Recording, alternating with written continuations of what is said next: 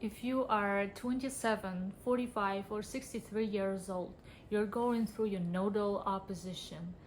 And I am going through my nodal oppositions myself. But as an astrologer, I realized that this video can be very helpful for all those people who are going to turn those ages in the future and who are confused on what to do. Because this time is quite challenging, but I have pro tips and hacks on how you can make things pretty effective and smoother than just suffering from it. So what is happening during nodal opposition is that the external world is reflecting and projecting things that you have in your inner world, and sometimes it could be your moment to shine, because all the things that you were interested in as a child and that you naturally developed are right now expressed, and people are actually striving to those things to develop them, and you already have them, so you have your time to shine, right? But also at the same time, with the good things, you get triggered to look on the things that you don't like about yourself, the things that you try to hide from yourself. So in other words, your shadow, if we express it in a psychological way. So one of the best tips would be is to find out who you really are. What are your values? What are your real emotions? What are your real standards?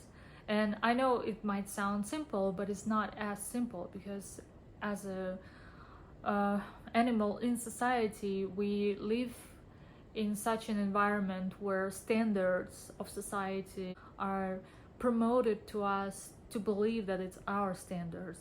But during this time, we will finally find out that we might have been living somebody else's standards. So one of the ways to evaluate your standards and qualities and values is to go through a therapy.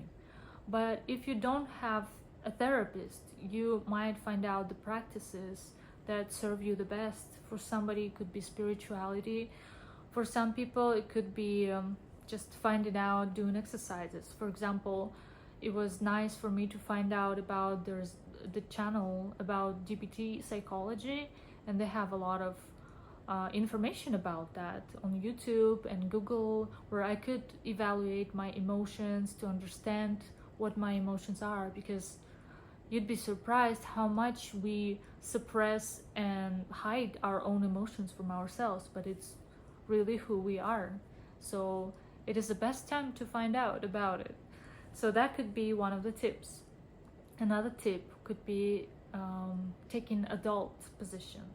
By adult position, I'm meaning that you're taking responsibility on your reactions, on your emotion, and on your life, as opposed to a child victim position. It's those people who blame their problems on somebody else or on external factors without trying to fix anything. But what happens with a child victim position is that they give responsibility of their life to the external world, and it's not usually what they like. And adult usually does the opposite. They take control of their life, they take responsibility of their life, and they try to work on themselves.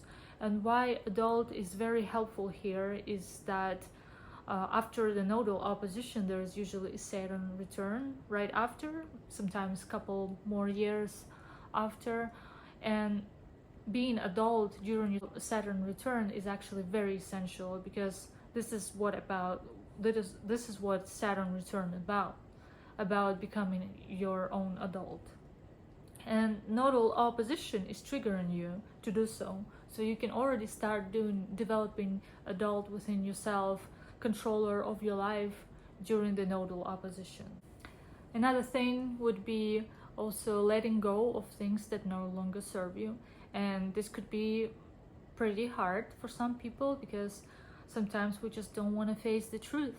But what actually could happen, that you can get to an extent of some relationship or some habit that where you will see the full toxicity of this in your life, and then you are welcome to analyze and no longer do that anymore, either to cut the connection or to cut the habit.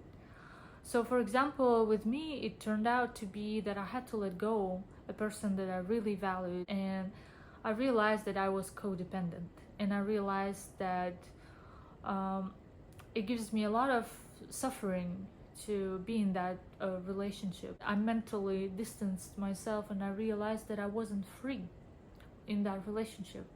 And only by letting go, I realized how free I am right now, and I can do totally everything that I want without asking the opinion, without being dependent on that opinion and everything like that.